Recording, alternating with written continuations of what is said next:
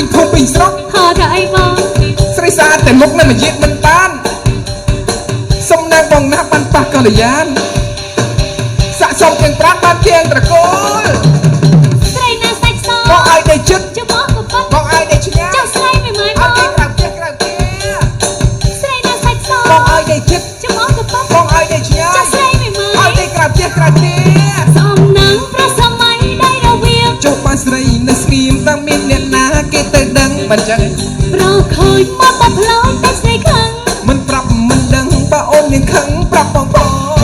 ប្រមរអត់ប្រកបបខោមិនខ្លាយដៃបើអូនចង់វាយមិនបាច់ប្រាដៃបងមានតំបងចាបងអូមើលឡើងដល់គ្នា